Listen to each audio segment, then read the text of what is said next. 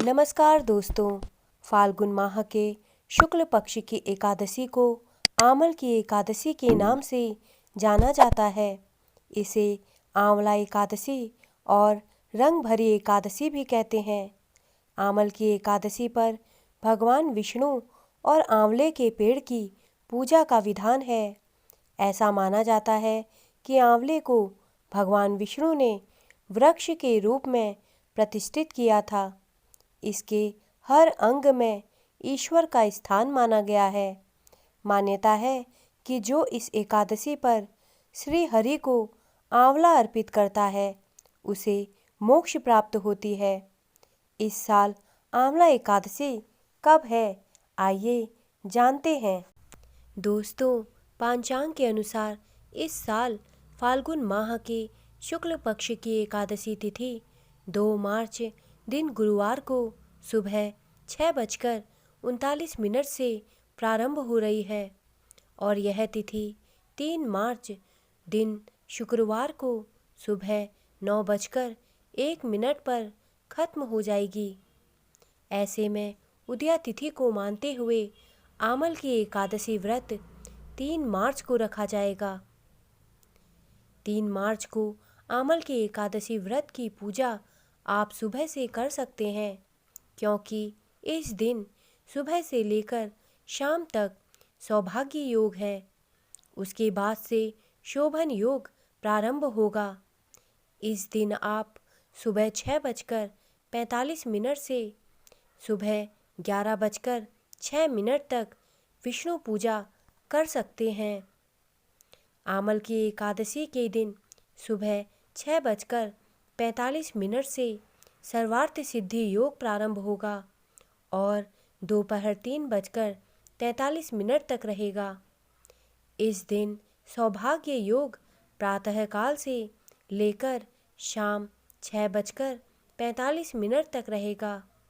इसके बाद शोभन योग शुरू हो जाएगा। दोस्तों, आमल की एकादशी के दिन स्वर्ग और पृथ्वी की भद्रा है। भद्रा स्वर्ग में सुबह 6:45 से सुबह 8:58 तक है। उसके बाद से पृथ्वी पर उसका वास होगा। भद्रा का समापन सुबह 9:11 पर होगा। दोस्तों, आमल की एकादशी व्रत का पारण 4 मार्च को सुबह 6:44 से सुबह 9:03 के मध्य कर लेना चाहिए। इस दिन द्वादशी तिथि का समापन दिन में 11:43 पर होगा। दोस्तों, आमल की एकादशी व्रत की पूजन विधि इस प्रकार है।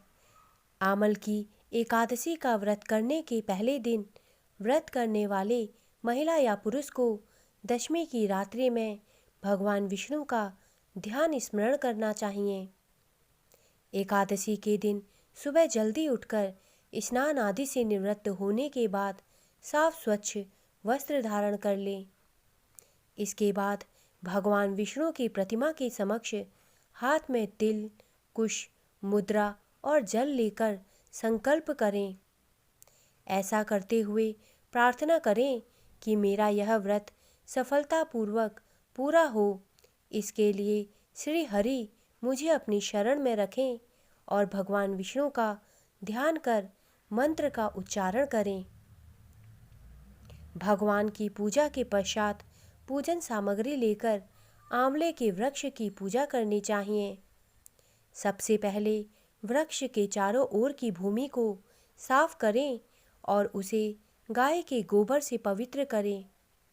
पेड़ की जड़ में एक वेदी बनाकर उस पर कलश स्थापित करें और कलश में देवताओं, तीर्थों एवं सागर को आमंत्रित करें। कलश में सुगंधि और पंचरत्न रखें।